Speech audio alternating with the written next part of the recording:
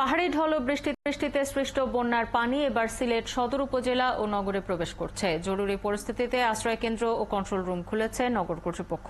পানিবন্দী পরিবারগুলোকে উদ্ধার ও প্রয়োজনীয় খাবার পৌঁছে দিতে এরই মধ্যে কাজ শুরু হয়েছে।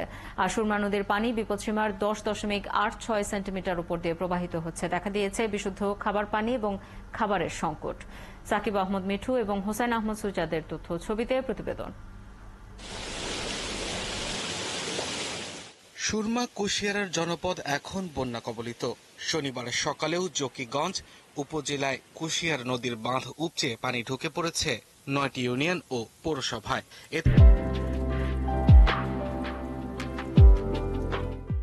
এতে নতুন করে 110টি গ্রাম প্লাবিত হয়েছে।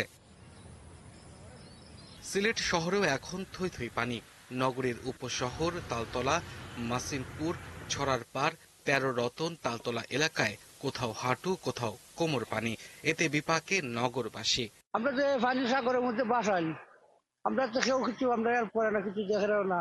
ঈদের সময় কাজ করবো, অন্তত কাজই করতে পারবো না। পুরা সপ্তাহ 10 দিনের আগেই পানিটা কমবো না।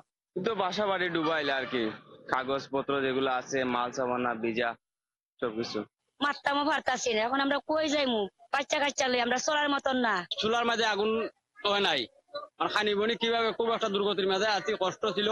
এদিকে গোয়াইনঘাট কোম্পানিগঞ্জে বন্যা পরিস্থিতির কিছুটা উন্নতি হলেও সুরমা নদীর পানি বিপদ সীমার উপরেই আছে।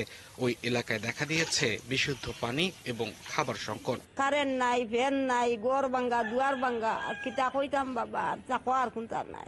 কিছু বললাম সে গ্রাম থাকিয়া, তবে এখনো অনেক বাড়িতে পানি ডুবা। বন্যায় এখন পর্যন্ত 6.5 লাখ মানুষ পানিবন্দী হয়েছেন বলে জানিয়েছে সিলেট জেলা প্রশাসন। আর এই পরিস্থিতির উন্নতি হতে 1 সপ্তাহ সময় লাগবে বলছে পানি উন্নয়ন বোর্ড। আগামী 7 দিনের মধ্যে সিলেট শহর থেকে বন্যার পানি পুরোপুরি নেমে যেতে পারে। জরুরি পরিস্থিতিতে নগরে আশ্রয় কেন্দ্র ও কন্ট্রোল রুম খুলেছে নগর কর্তৃপক্ষ। পানিবন্দী পরিবারগুলোকে উদ্ধার করা ও প্রয়োজনীয় খাবার পৌঁছে দিতে এরই মধ্যে কাজ শুরু হয়েছে জানান সংসদ সদস্য। পলিথিন আজকে গত 2 বছরে হয় না, এটা অনেক দিন ধরে হচ্ছে। কারণ মানুষ একটু বেখেয়াল, মনে করে নদীতে ফেললেই চলে যাবে। এর আগে 2022 সালে 3 বার ভয়াবহ বন্যার কবলে পড়েছিল সিলেট।